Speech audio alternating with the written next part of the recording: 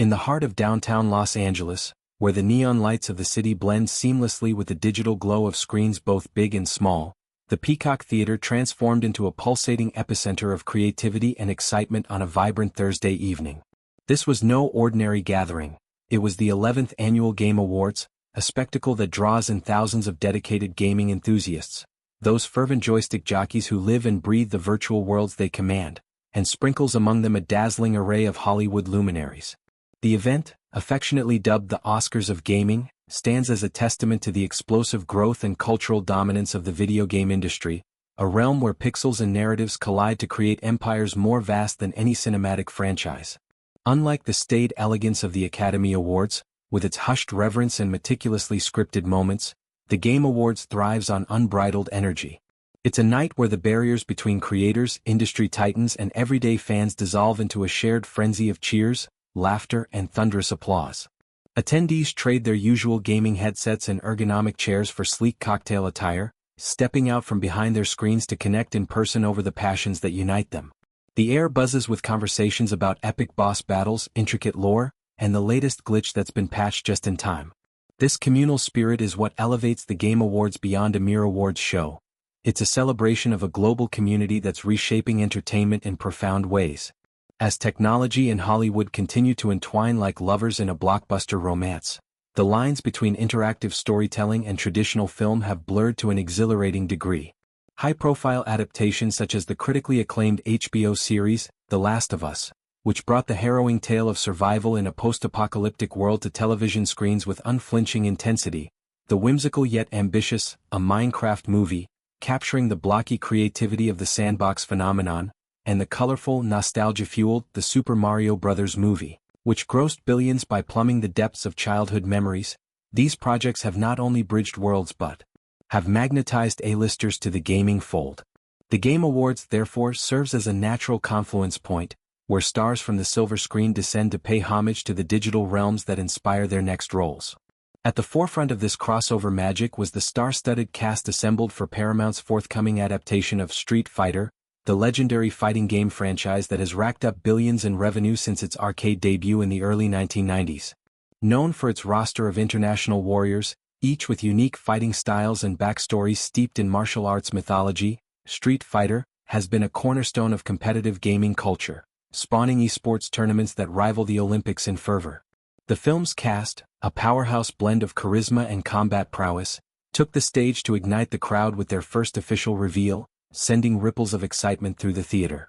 Leading the charge was Noah Centineo, the heartthrob from To All the Boys I've Loved Before, whose rom-com charm now pivots toward high kicks and combos.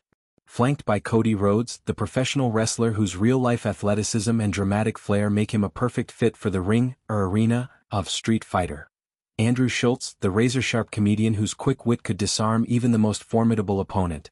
And Jason Momoa, the towering Game of Thrones alum whose rugged intensity has defined roles from aquatic kings to interstellar guardians. The group elicited deafening screams that seemed to shake the very foundations of the Peacock Theater.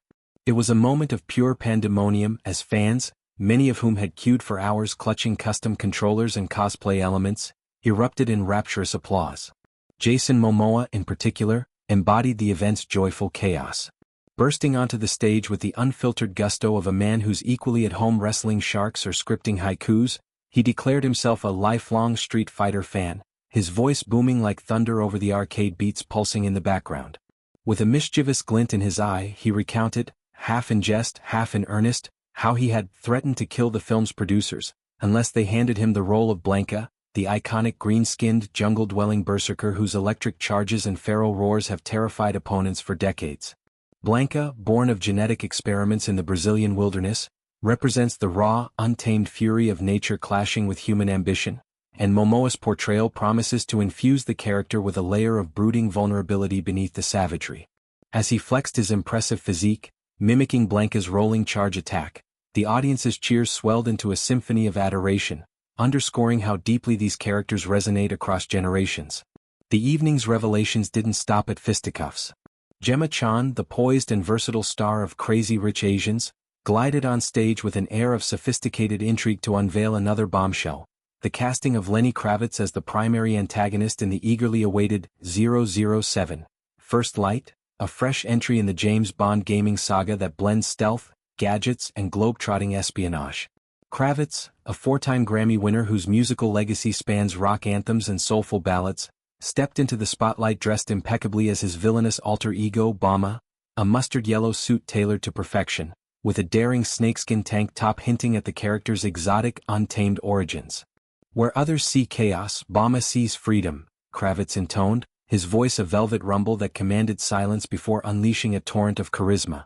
He painted Bomba as a wild, unpredictable ruler of Africa's biggest black market hub, a figure whose empire of shadows trades in forbidden tech and ancient relics, challenging Bond's moral compass with philosophical flair.